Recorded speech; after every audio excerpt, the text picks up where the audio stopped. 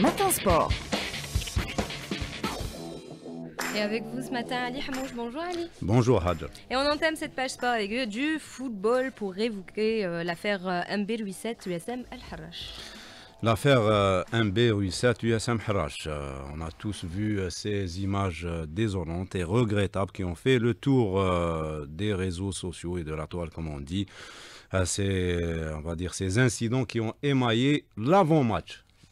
Puisque le match ne s'est pas joué, puisque l'arbitre de la rencontre, M. Gamoueh, avait décidé de ne pas faire jouer cette rencontre entre le leader du groupe Centre-Est, le MB87, et son poursuivant direct, l'USM Al-Harrach.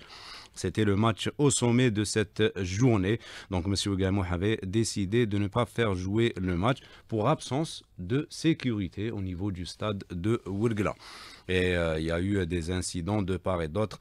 Et chacun des deux clubs accuse l'autre, puisque du côté du MB87, on pointe un doigt accusateur envers les joueurs de l'USM Al-Harrach.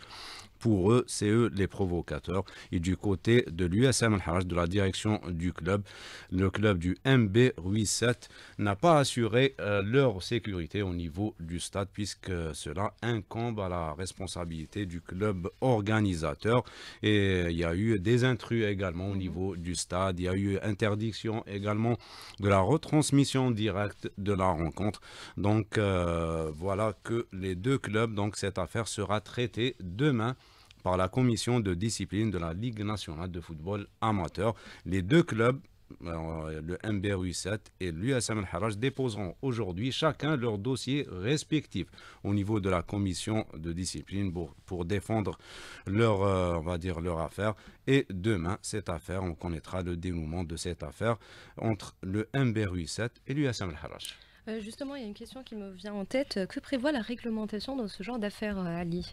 L'article 47 est bien clair, Hadja, puisqu'il traite de la responsabilité du club qui reçoit. Le club qui reçoit est chargé de la police du terrain. Il est responsable des désordres et du dysfonctionnement qui pourrait résulter avant, pendant et après la rencontre du fait de l'attitude du public, des joueurs, des dirigeants, ainsi que de l'insuffisance de l'organisation.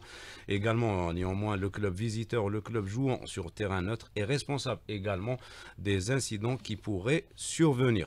Et dans le cas de figure, donc, il y aura match perdu pour le club organisateur et une défalcation de 3 points également pour le club organisateur. Mais là, tout dépendra des rapports de l'arbitre et du délégué du match, parce que on va dire la décision ou les sanctions seront prises suivant le rapport établi par M. Gamoueh et le délégué de la rencontre. Donc on en saura plus demain. Inch'Allah, demain. Merci Ali. On passe au handball à présent. Les candidats à la présidence ont commencé à déposer leur dossier. Absolument, Hadja. Les candidats souhaitant intégrer le nouveau bureau de la Fédération algérienne de handball en tant que président ou membre ont commencé à déposer leur dossier hier. Le dépôt de candidature se poursuivra jusqu'au 3 mars à 17h. Par la suite, ce sera à la commission de recours d'entrer en action le 4 mars, alors que la liste définitive des candidats sera dévoilée le mercredi 5 mars. Ce sera la dernière étape avant le déroulement des travaux de l'Assemblée élective prévue pour le jeudi 6 mars. Et on passe retour au football pour parler des différents championnats européens, Ali. On va commencer par le championnat d'Allemagne avec la 24e journée, puisqu'il y avait des Algériens qui ont joué hier, puisque Werder de Brême a accueilli Wolfsburg de Mohamed Amin Amoura. Mohamed Amin Amoura, titulaire, a été remplacé à la 65e minute de jeu et Wolfsburg l'a emporté 2-1 face à Werder de Brême. Également victoire à l'extérieur de Rami Bensebaini avec Dortmund à Saint-Pauli, 2-0. Rami Bensebaini qui a été titularisé, qui a été remplacé à la 74e minute de jeu. Et le choc de cette 24e journée de Bundesliga entre Francfort et Bayern Leverkusen a tourné en faveur du Leverkusen, 4-1. Et aujourd'hui, suite de cette 24e journée, avec 2 matchs au programme, l'Union de Berlin qui accueillera Kiel et Augsbourg face à Fribourg.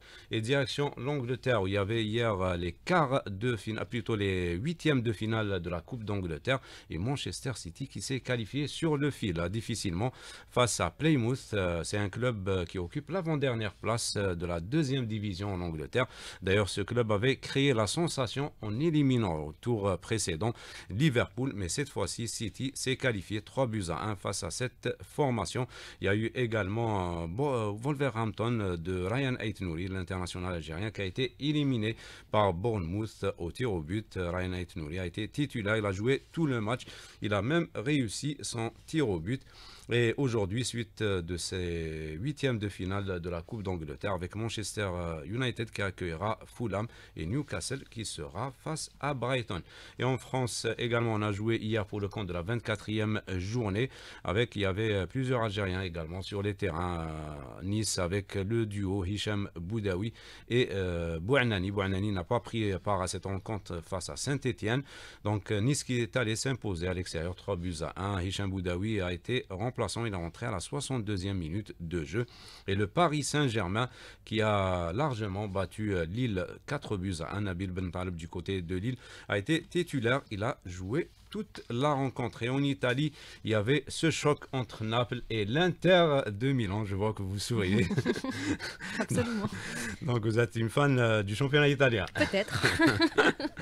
Donc l'Inter de Milan et Naples ont fait match nul, un but partout, et l'Inter qui reste à la première place avec 58 points et Naples à la deuxième position avec 57 points.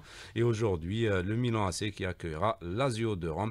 Il y aura également cette rencontre entre l'AS Rome et Com et Monza qui accueillera Torino. Ça sera à partir de 12h30.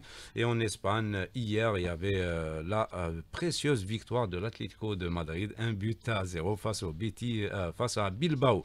Une victoire difficile mais précieuse puisqu'elle permet à l'Atlético de Madrid de prendre la première place de la Liga, suivi par le FC Barcelone et le Real Madrid qui occupe la 3e place au classement. Là aussi, je souris. Hein.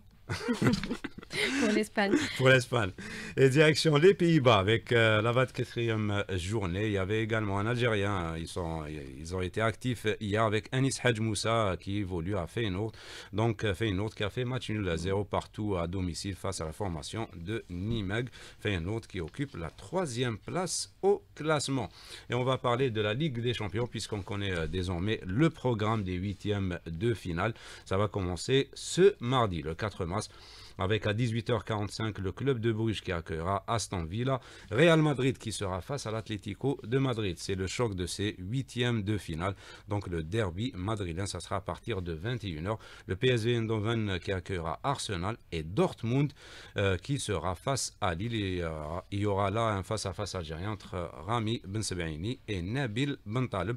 Et ces 8e de finale se poursuivront le mercredi 5 mars avec Feyenoord, avec Anis Hadj Moussa qui accueillera l'Inter de Milan, le Paris Saint-Germain qui sera face à Liverpool, le leader de la Première Ligue, le Bayern de Munich face au Bayern Leverkusen, là également c'est un choc allemand, et enfin le Benfica qui accueillera le FC Barcelone.